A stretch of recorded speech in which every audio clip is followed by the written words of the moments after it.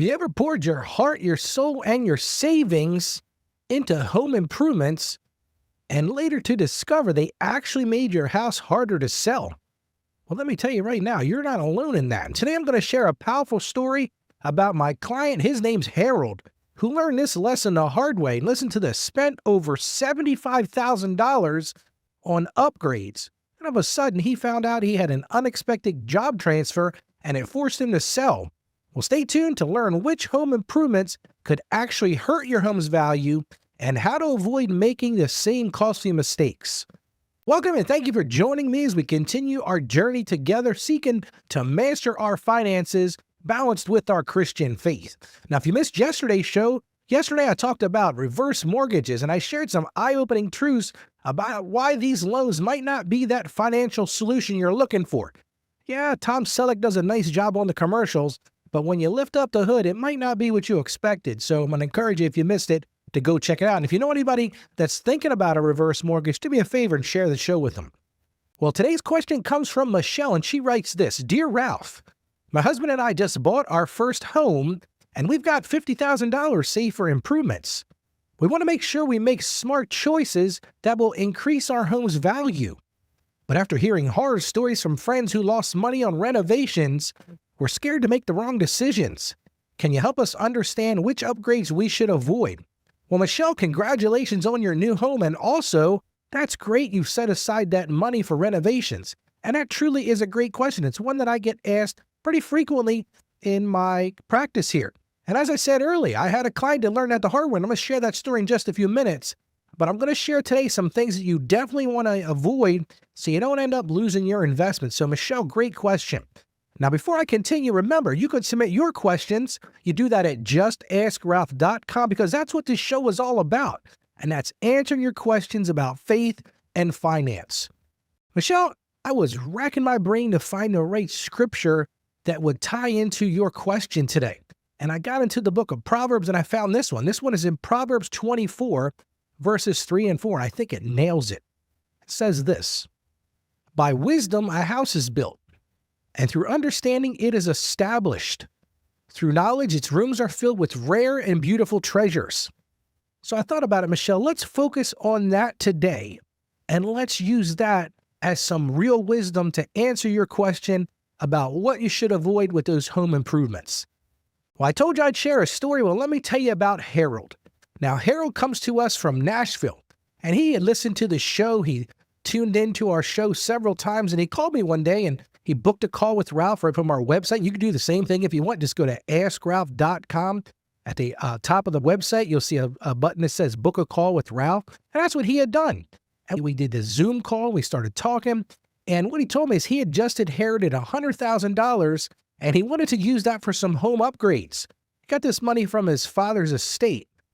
And see, here's where I said to Harold, look, I think you really need to be concerned and careful about what you do. Now, he was not a first-time home buyer. He was telling me about this beautiful new home he bought in Nashville.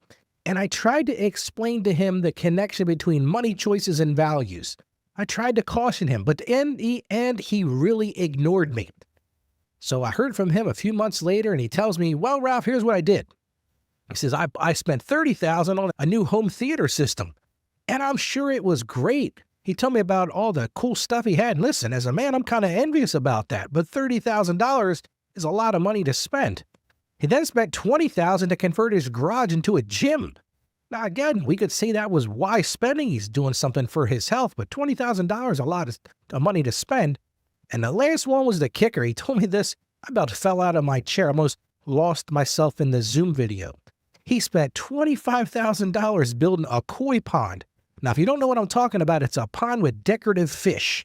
And I've never had them, but as I understand, these koi are finicky little guys, and they cost a ton.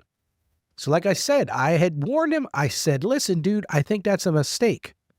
For a couple reasons. Everyone has different tastes.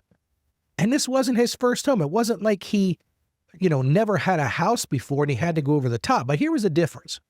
And I've seen this happen so many times. This was really the first time that Harold had what I'll call real money. He had gotten that money from his dad. It wasn't money he actually had to earn. So he had this money and he wanted to make some home improvements. Now let's fast forward a few months. All of a sudden, Harold was working for this company and they offered him a promotion with this company, but he had to move to another state. And I remember Harold calling me frantically. He said, "We got to talk again, Ralph. We got to talk again."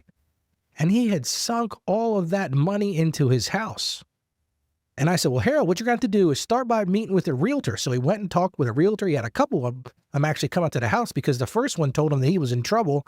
The second one said, "Well, I think we can sell it." And then the third one just said, "Oh, yeah, this is no problem." So listen, if you're going to be in the market to sell your home, get a couple of different opinions. And I'm going to share how this all turned out for Harold later.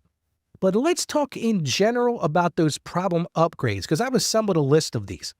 The first one, and this used to be a big thing. When I was a kid, all of us had wall-to-wall carpeting in our house. I remember this shag carpet we had back in the late 70s when I was a kid. But now people prefer hardwood, mostly because of allergies and allergen concerns. It's also so much easier to maintain it. And truth is, in my home, we've got some great laminate products. Now, our first floor of our house is traditional hardwoods, but when we moved in, there was carpet on the second floor. I said to my wife, "Hey, I don't really care for this have It's a lot of pet. We have 2 German Shepherd dogs. We've had 2 at times. We just have 1 now. But we have pets, and it's just a mess to keep clean. And we found this laminate product that actually, in my opinion, is more durable than even the hardwood. So that's the first thing. People do not appreciate wall-to-wall carpeting anymore. I guess the 70s really have died. The second thing is what I found in my research was these textured walls or popcorn ceilings. Again, it goes back to a time when everybody likes this. And I'm going to tell you a quick story. I have a friend, and he bought this house not too far from us here. He's actually in Smyrna, Delaware. And he bought this house, a beautiful place, nice property, big house. And this person had put these popcorn ceilings all throughout the house. And worse than that, they even had glitter in it. So I guess it was kind of cool back in the early 80s or whenever they did it, but it cost him a ton to remove it, and he absolutely hated it. He would tell me at night, you walk past it, you see this sparkling, you're trying to relax, and you got sparkling and popcorn all over everything. So that's number 2, those textured walls and popcorn ceilings. Number 3, and this is all about personalization. Now I'll call it personal design elements. For example, bold wallpaper. I'm going to tell you a crazy story about this. So my grandmother, God bless her, she's been gone for a while now, but she actually had a couple of rooms in her house that had multiple wallpapers in the same room. Yeah, you literally could turn from left to right and you'd see completely different kinds of wallpaper. And she picked some unusual colors. And she also had some unusual fixtures. So those are the things you're going to want to avoid. Those personal design elements. Yeah, you might love them, but if you ever go to sell your house, you are going to struggle. Let's look at number 4. And that's formal dining rooms. And this used to be the norm. When I was a kid, everybody had a formal dining room. You had the big table and chairs. It was the place where, I know as a kid, that's where we would eat dinner on maybe Easter, Thanksgiving, Christmas. I mean, you pretty much weren't allowed to go in that room or sit on what my mom called the nice furniture unless it was some kind of special time of year. Now, these days, that's less appealing. People like that comfort of that casual style. And they like the flexibility. And the problem is with these formal dining rooms, and the truth be told, it's more of this cut-up floor plan. People are liking those open floor plans.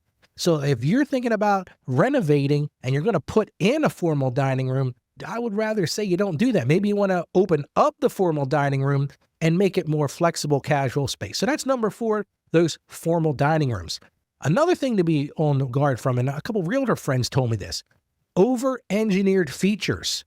Because this can actually decrease the perceived value of the home. Maybe, overdone vinyl windows, quartz countertops. They mentioned curved archways, any kind of those over-engineered customizations. Because if you don't like it, it's going to be seen as, oh, this is something I got to go and fix before we settle or before we move in. So that's number 5. That's those over-engineered features. Number 6, this is a personal pet peeve of mine. When my wife and I and the kids been out looking at homes before. Now, we've been where we're at now for 10 years, but I remember the last time we were out shopping, there was a ton of inventory, houses out there where they weren't move-in ready. And statistics show that 35% of buyers want it to be move-in ready. They don't want those renovation headaches. And so many projects aren't even finished. I'll tell you a funny story. I remember when I first met my wife, her home there where her family lived, they had a second floor. It was like a Cape Cod type house. And I remember going up the steps one time. They had sort of a fancy rec room upstairs. And we were going up the steps, and I had never noticed it before, but this one day the lights were on. And all of a sudden I realized that there were paint marks about 3/4 of the way up the hall, but not all the way to the top. Well, it turns out my father-in-law had every intention of painting the walls. He did all he could reach. But then when he reached the top of the steps and it opened up to if I recall, maybe a 10 or 12-foot open space, he didn't have the ability to go do that. So that's the other problem. A lot of these projects go unfinished. So watch out for those unfinished projects. Number 7 is luxury appliances. And I'll tell you about my story about that one in a second. And here's the problem with those. Yes, they're beautiful, but most of the time the features will go unused and they can deter budget-conscious buyers. For example, the former owner to our house had gone through and put in all kinds of luxury appliances, these commercial appliances. The problem is, like my wife said, you've got this beautiful Wolf stove, and I don't know anything about stoves. Wolf's apparently a good brand. But she says to me, Ralph, she goes, think about this. The KitchenAid one we had from Sears, I don't know if Sears even still exists, but the one we had before had a self-cleaning. She said, you got this one with 8 burners on top, double ovens, but the thing doesn't even clean itself. And like I said, this former owner had added all these high-end things. Well, he also put in this massive wall of refrigerator and freezers, and they were all commercial. Well, we've been in the house now for 10 years, and this project was done right before we moved in. Well, now all of a sudden, things are starting to break.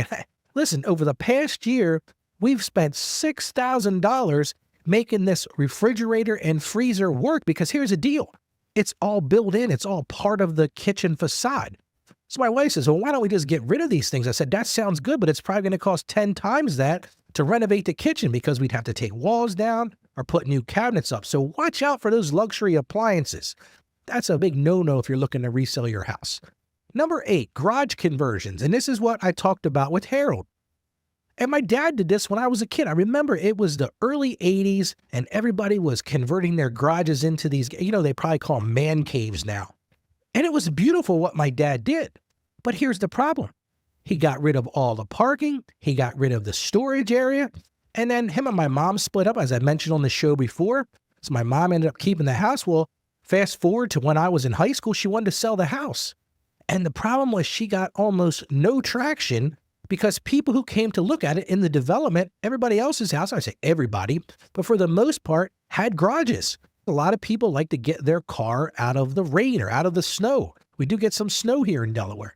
Or they want to have storage. It cracks me up how many people, and this is sort of a Ralph's rant, but how many people can't even get in their garage because it's stacked from floor to ceiling with stuff they're never going to use. And I guess that's a topic for another show, but watch out for those garage conversions. Number 9 is poor do-it-yourself work. And this is the last on my list.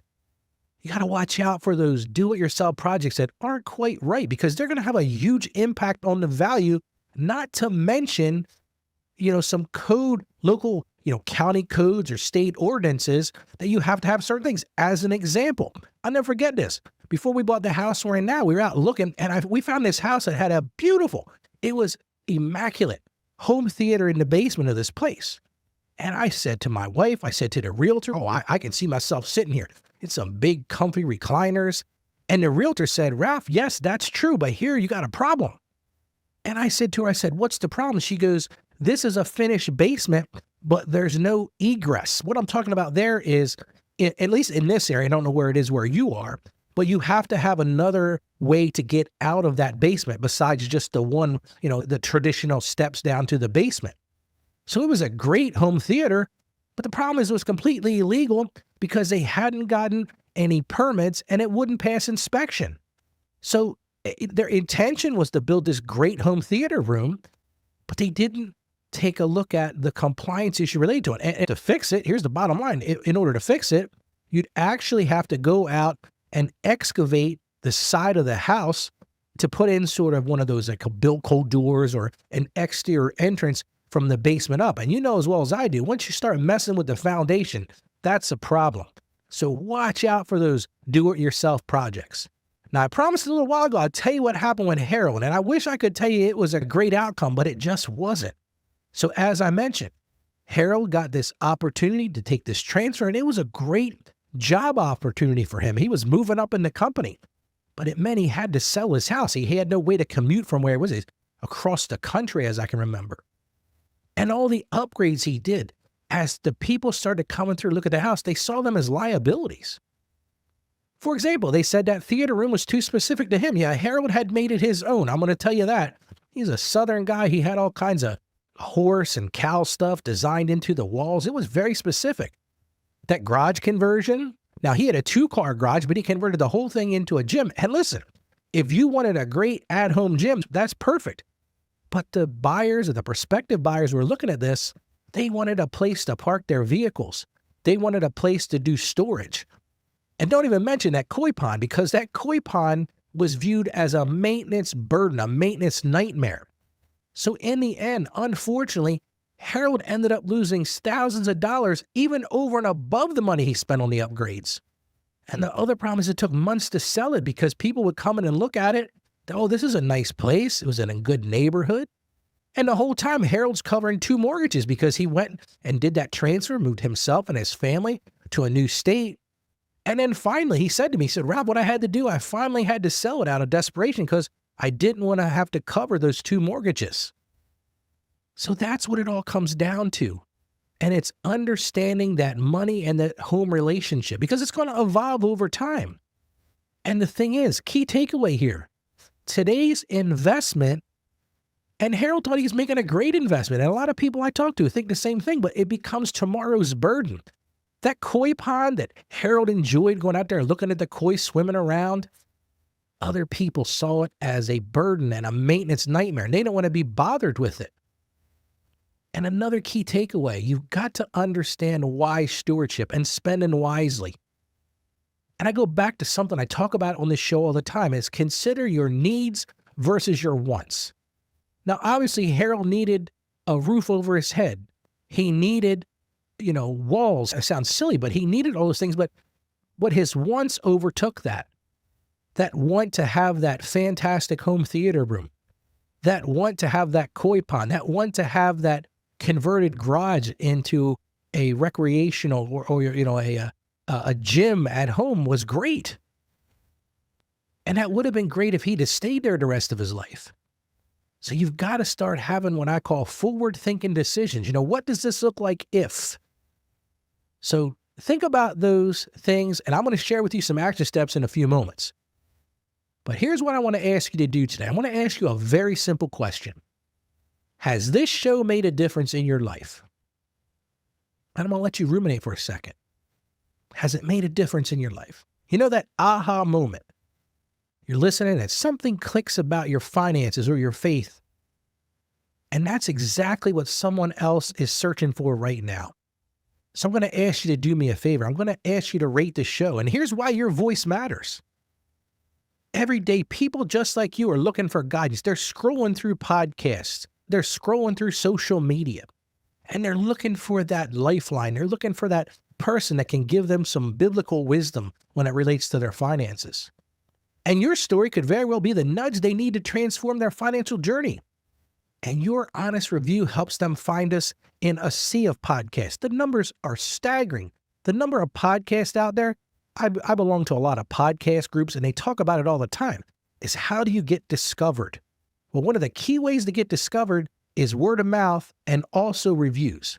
So something that you can do for me that will be quick, will have a quick impact, but it'll have a lasting difference. And it won't take you long. I promise you. Take 60 seconds, go to askralphpodcast.com/review and share with the audience your breakthrough moment.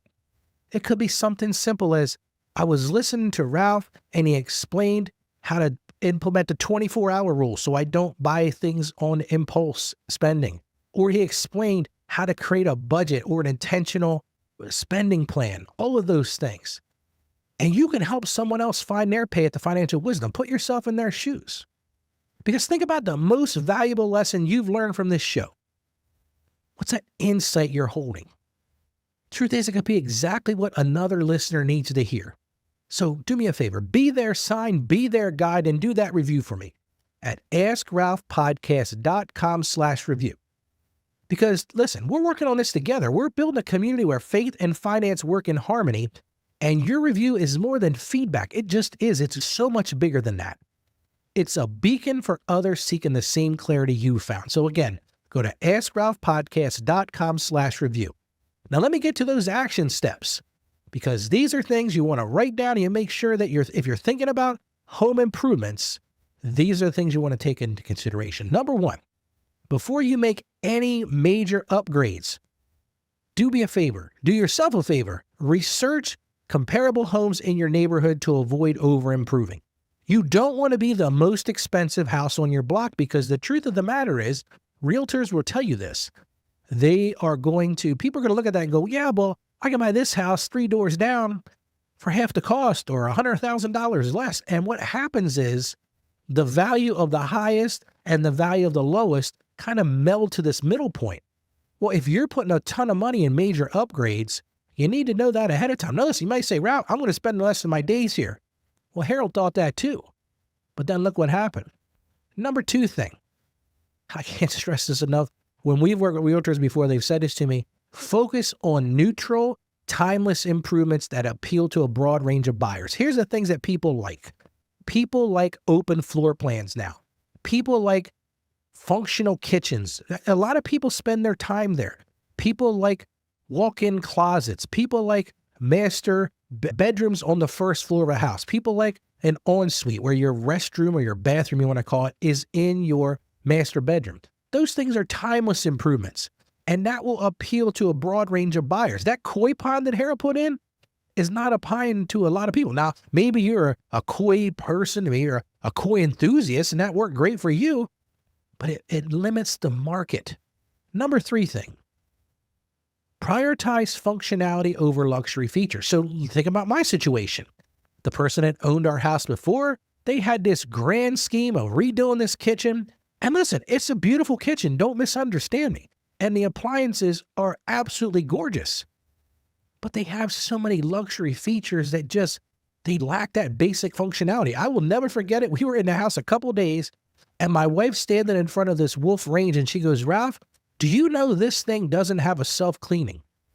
And to be honest with you, I kind of understood what she was talking about. But think about that.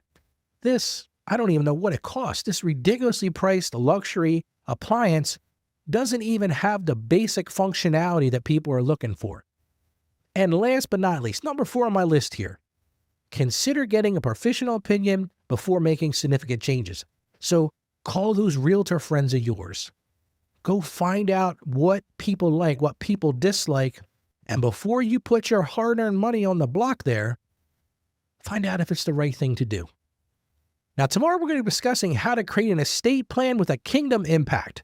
I'm going to tell you how to make your estate ripple and grow for generations. So that's one you don't want to miss.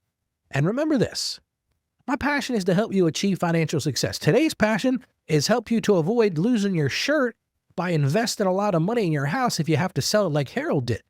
But I want to see you live out your dreams. I want to see you grow in your faith, because I know this. Working together, we can master your finances from a Christian perspective. So as I always end the show, stay financially savvy out there, and God bless you. Thank you for joining us on the Ask Ralph podcast. And with a simple click to subscribe, we'll invite you back to our next episode. And remember, financial issues don't have to be complicated. Just ask Ralph. The information contained in this episode of Ask Ralph is based on data available as of the date of its release. Saggio Accounting Plus and Ask Ralph Media, Inc. is under no obligation to update this content if changes occur. Applying this information to your specific situation requires careful consideration of all facts and circumstances, and any information provided is not to be considered as financial, tax, or legal advice. Please consult your tax advisor or attorney before acting on any material covered.